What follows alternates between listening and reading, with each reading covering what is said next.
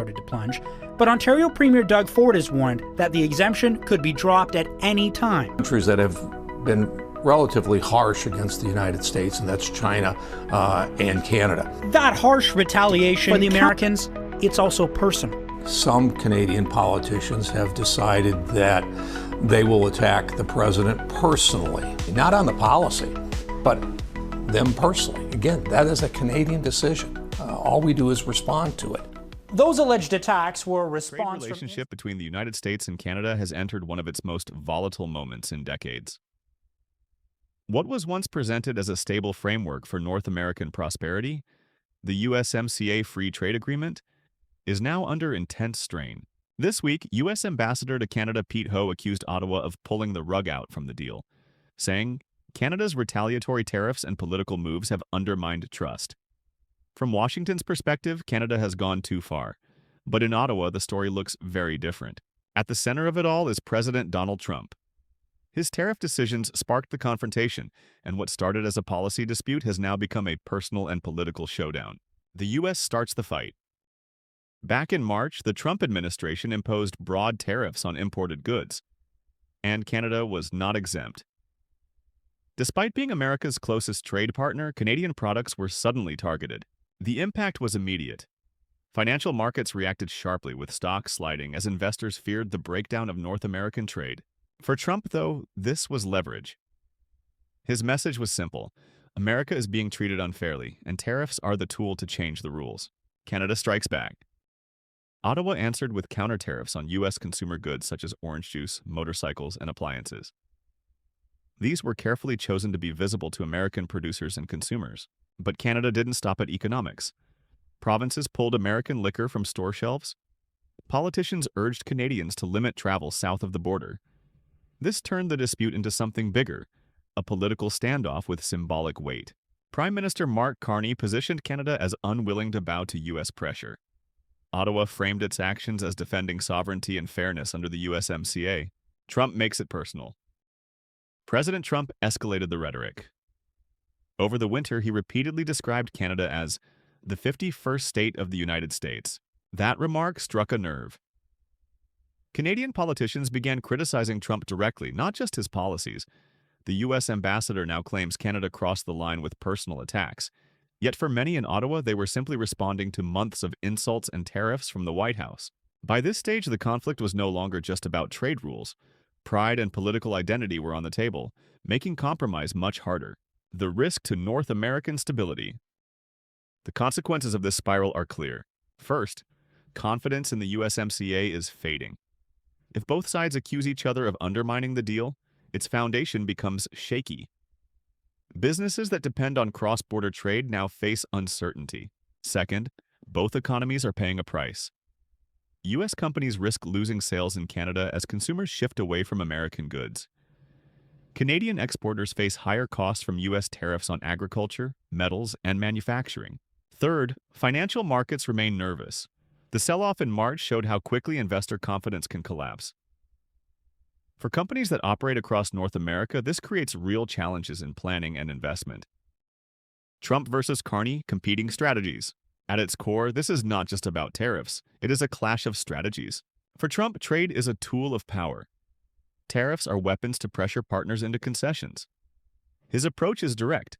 If the U.S. is not winning, the rules must change. For Carney, Canada cannot be seen as subordinate.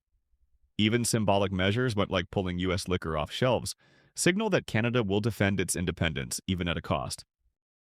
This is why the dispute has become so heated. Trump sees tariffs as negotiation leverage. Carney sees retaliation as a stand for sovereignty. Both leaders are locked into positions that make retreat difficult. Conclusion: a deal in jeopardy. The accusation that Canada pulled the rug out from the USMCA highlights just how far relations have deteriorated. Both sides argue they are defending fairness. Both accuse the other of breaking the deal. But the effect is the same. A free trade agreement designed to create stability now looks fragile. Instead of integration, North America faces rising uncertainty. At the heart of it is President Trump, driving the confrontation through tariffs and rhetoric. On the other side is Prime Minister Carney, determined not to let Canada be treated as a junior partner. The future of USMCA now hangs in the balance. And the larger question remains, will North America rebuild cooperation, or are we entering a new era where political pride matters more than economic pragmatism? The U.S. could pull it out at any minute. The response is, no, Canada pulled out the rug from USMCA. I don't know exactly what the date was, but, a few months back. Were you surprised that Canada retaliated after the tariffs that Donald Trump put in place? I think it's the Canadians who have said that, there have been two countries that have been very strong in their retaliatory tactics against the United States, and that is China and Canada. If the tariffs came off, it would result in a 1929-style result, saying that there'd be a big depression. That is a far departure from the rationale that has been given for the tariffs on Canada associated with fentanyl. Is it clear now that these tariffs are not actually about fentanyl? Is USMCA strong or falling apart under Trump? The future of the United States-Mexico-Canada Agreement, or USMCA, is once again under pressure. Washington and Ottawa are locked in a new round of tariff battles and political disputes. At the center is President Donald Trump. Across the table is Canadian Prime Minister Mark Carney. The question is simple but urgent. Can USMCA remain solid, or is it starting to crack under the weight of politics and economic rivalry? Trump's second term has revived his signature weapon, tariffs. He argues America cannot stay strong if its industries are hollowed out and its middle class continues to shrink. Tariffs, in his view, protect U.S. jobs, push back against unfair trade, and bring money into government coffers. The Justice Department even warned the Supreme Court that if tariffs were removed, the U.S. could risk a collapse like 1929. For Trump, this is proof that tariffs are not temporary tactics. They are the backbone of his economic plan. Carney's Canada has chosen a sharp response. Ottawa imposed retaliatory tariffs on U.S. goods, including some products that were supposed to be shielded under USMCA. To Washington, that move meant Canada had already pulled the rug from the deal. But Carney is playing a longer game. He is working to reduce Canada's reliance on the U.S., which buys nearly 70% of Canadian exports. Canada is actively seeking new trade partners in Europe, Asia, and Mexico. This is not just retaliation, it is a strategic shift meant to secure independence in the long run. The USMCA was designed to guarantee stability, smooth supply chains, clear rules for investment, and updated labor standards. But today, its foundations are shaking. One side says the other is breaking the rules. Washington claims Canada's retaliation violated the pact. Ottawa argues it was Trump who broke trust first by slapping on sweeping tariffs. This cycle of blame shows how fragile USMCA becomes when politics overshadows economics. What makes this dispute more dangerous is how it spills into security. Trump has tied tariffs to national safety, arguing they are needed to stop fentanyl trafficking and secure the border. Canada, meanwhile, is raising its defense spending and buying new jets, but its mixed signals, ordering some F-35s while delaying others, feed doubts in Washington. This overlap reveals an important point. USMCA is not just about trade. It is now tangled up with defense commitments and the broader U.S.-Canada partnership. When trade friction escalates, trust and security cooperation is also at risk. For American exporters, Canada's tariffs are painful. A 25% penalty can push them out of the market overnight, handing Canadian competitors a free advantage. For Canadians, losing tariff-free access to the U.S. market threatens jobs and industries that depend on cross-border trade.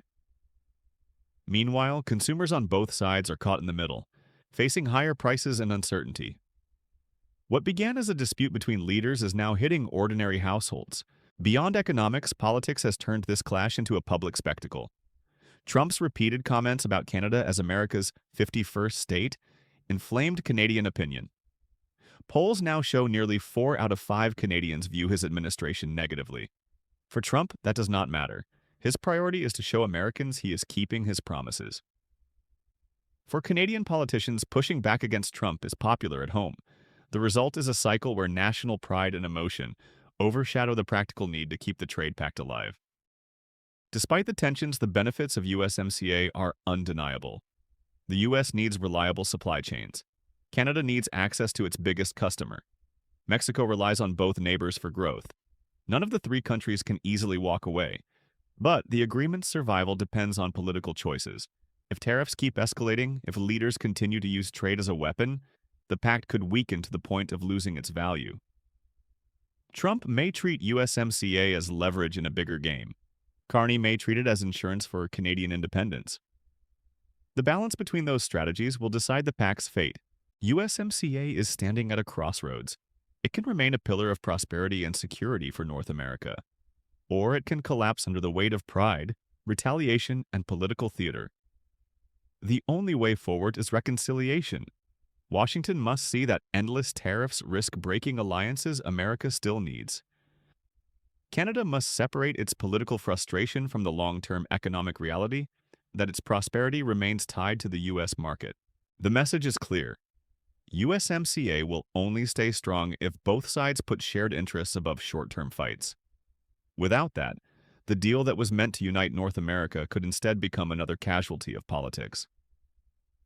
The real question now is whether Trump and Carney will step back from confrontation to save USMCA, or let emotion push North America into deeper division.